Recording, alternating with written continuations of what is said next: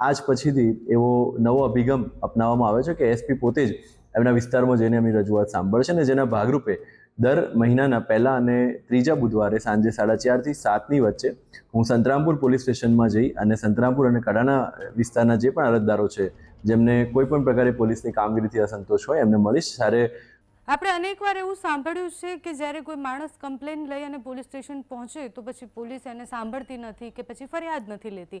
આ બધી જ કમ્પ્લેનો સાંભળ્યા પછી હવે મહીસાગરના પોલીસ વડાએ એક નિર્ણય લીધો છે અને એ નિર્ણય એવો છે કે જાતે જઈ અને જેની પણ જે પણ સમસ્યાઓ હશે એક કેન્દ્ર લગાવ્યું છે। દર ઓલ્ટરનેટિવ ડે એટલે કે બુધવારને શુક્રવારને એવી રીતના એ ગામડાઓમાં જશે અને લોકોને જે પણ સમસ્યા હશે, એ પોલીસથી તકલીફ હશે કે બીજી કોઈ સમસ્યા, એ સમસ્યા ત્યાં જઈને સાંભળશે।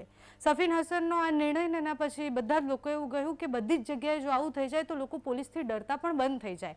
હર્ષ સંઘવીએ પણ અનેકવાર કીધું છે, ગૃહ રાજ્યમંત્રી તરીકે એમણે પણ અનેક સભાઓમાં એવું કહ્યું છે કે પોલીસથી લોકો ડરે છે, તમે સારો વ્યવહાર રાખશો તો લોકો ડરવાનું બંધ કરશે અને તમારી જોડે આવી અને એમની વ્યથા પણ કહેશે અને વાત પણ કરશે। પણ અત્યારે એવી સમસ્યા છે કે મંત્રીને વાત કરતા કે પછી કોઈ મોટા નેતાને કે અધિકારીને વાત કરતા લોકો ડરતા નથી, એનાથી વધારે પોલીસને વાત કરતા ડરે છે।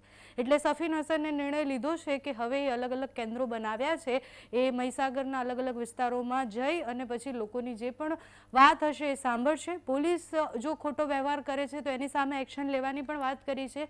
તો મહીસાગરના પોલીસ વડાએ જે નિર્ણય લીધો છે એના પછી એમણે શું કહ્યું, સફીન હસનને આ નિર્ણય લેવા પાછળના કારણો કયા કયા છે તે સાંભળો। જી સર, નમસ્તે।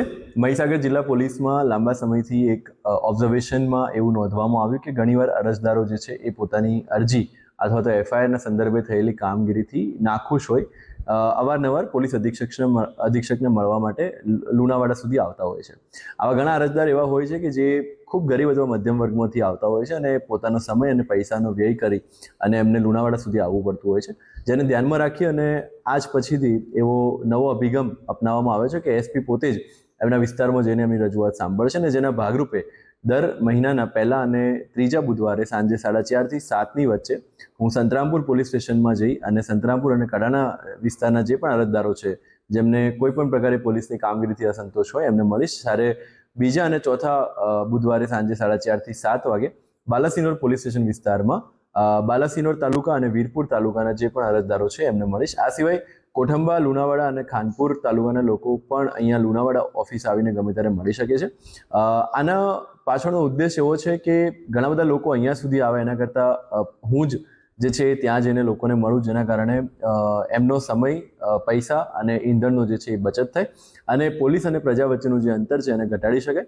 આપણે આશા રાખીએ છીએ કે અરજદારો જે છે લુણાવાડા સુધી જે ધક્કો ખાતા હોય છે એમને વધારે ધક્કા ન ખાવા પડે અને પોલીસ સ્ટેશન લેવલે જ એમની જે પ્રશ્નો છે એનું સમાધાન આવી જાય।